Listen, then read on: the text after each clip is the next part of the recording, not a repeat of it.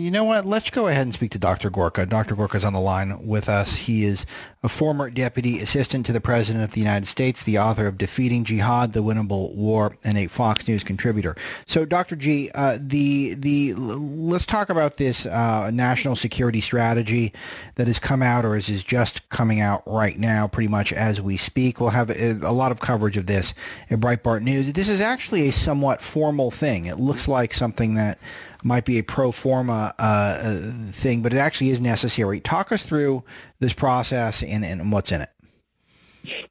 Right. So yes, this is a requirement. This is a requirement that the President deliver a national security strategy and supply it to Congress on a regular basis. So it may look like a pro forma document, but I can tell you, I've read it. I was in the meetings of the National Security Council in which the key topics were discussed in preparation for the final draft. And this is a doozy. This is going to be something that the Breitbart readership, those that listen to Serious Patriot, are going to be very, very happy with. This breaks the tradition of the last 20-odd years of either neoconservative or Obama apology tour type national security attitudes. It's about America first, and it pulls no punches, Alex. Yeah, it doesn't appear to, and it does cover some new ground that I wasn't necessarily anticipating, particularly with regards to China. It seems like there's, and again, I haven't been through it all that closely because it was embargoed until the show had started, or until around the show was starting, Dr. G. But from what I'm understanding from the preview that we saw at Breitbart News, this does appear to be something that is going to address China head on, which is something we've been talking about at Breitbart for many months, and it seems like the rest of the media is just now catching up. Your thoughts? Yeah, it's going to address China with everything it does, not only intimidating its neighbors in Asia, but also what it's doing in terms of undermining American national security, stealing our intellectual property, forcing U.S. companies to hand over their intellectual property if they want to do business in China. So it reads the riot act to China. It does the same with Russia, understanding Russia's destabilizing role, their use of information warfare against us, but also Iran and jihadism. And think about this, after the last 8 years, Alex, it actually uses the word jihadism and talks about the threat of Sharia to America. Yeah, and we got into this a little bit last segment with John Moltke, but as we kind of assess the first quarter of this first term of President Trump, and you're starting to think about what the Republicans are going to campaign against, I mean, the fact that ISIS is in retreat in so many places, in particular the caliphate, the idea of a caliphate, a ISIS state, seems to be so far-fetched now. Again, they're able to create certain levels of chaos in certain parts of the world, but I think this is going to be a key thing that they campaign on, Dr. G. So how is this reflected in this national security document?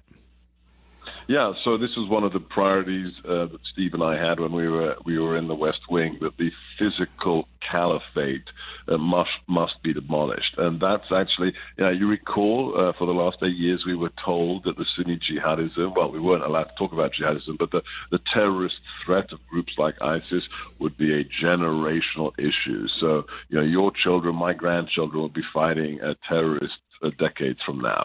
Well, not true. The military has been unleashed. Secretary Mattis went from a strategy of attrition to annihilation, and the caliphate, the physical caliphate, is gone after the liberation of Mosul, Raqqa, the last ISIS stronghold in Syria.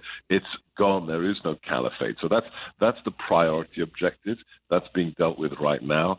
However, there's a far more serious one, and the NSS goes into that, and that's the Shia jihadism of Iran, especially after the more than $150 billion that the last White House released to a regime that wishes to acquire nuclear weapons and basically wants to destroy us and our friends, including Israel. Okay, let's shift our focus to Russia, which Putin and President Trump apparently had a phone call over the weekend. I know that included in the call was high praise for the president from the Russian premier because President Trump apparently helped warn the Russians of an imminent terror attack that they were able to stop. But then again, I'm always skeptical that Putin is a shrewd political actor on the world stage, and our president might be susceptible to flattery, you might say.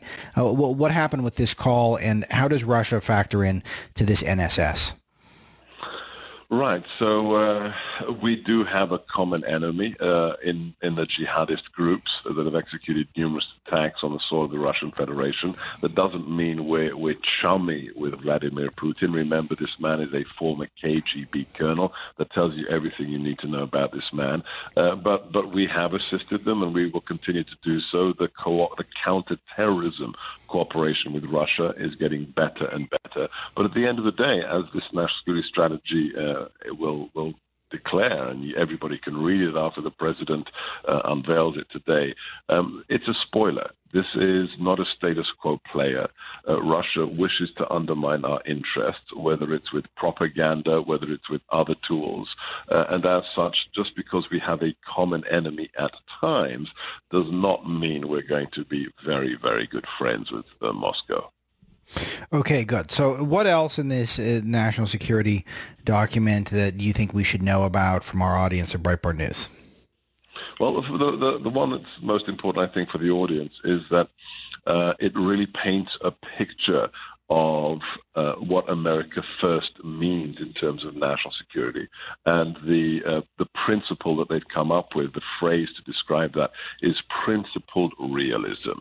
The president is neither an isolationist. He's far more pragmatic than the Rand Pauls of the world who think that you can just pull down the shutters on the east and west coast and we'll be safe. Didn't work. It didn't work in 41 in Pearl Harbor, and it didn't work on September the 11th. But that doesn't make him necessarily, just because he's not an isolationist, doesn't make him a neoconservative individual interested in intervention. The president does not think it is American to invade other people's countries and to maintain an occupational force there. So this strikes the happy balance in the middle.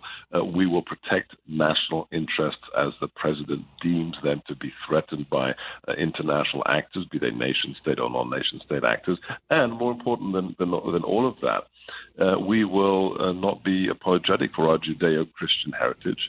It actually uses the phrase heritage, our culture, and we will we will stand by any other nation that shares those values, whether it's Israel, whether it's Poland, you name it, but we're not here to change the global reality by neoconservative intervention, but we will stand by our friends. Are you surprised that this document has come out so well? It appears, and again, I haven't been through it that closely myself, but it seems like you've got some high praise for it, Dr. Gorka. And it seems like there's been a lot made by people in the sort of MAGA crowd that the national security establishment has been too moderate. They've been too establishment. Is this exceeding your expectations? No, it's not. I had full confidence that it was going to be something that the MAGA crowd could really appreciate and approve of, because I knew who was at the helm of it. The woman who was responsible for holding the pen understands who the president is and why he was elected. And most important of all, I was there in the meetings of the NSC, of the National Security Council, when she convened all the members of the interagency to have their say. But she listened to them, and then she made it very clear. You can talk at these meetings and give your opinion, whether you're the State Department, whether you're CIA, but at the end of the day, this document will have one person's name on it, and it won't be the interagency, it won't be Foggy Bottom, it won't be Langley. That name will be Donald J. Trump. This is the president's document, and it's not going to be some abortion of a, designed by committee document that really says nothing when it says everything.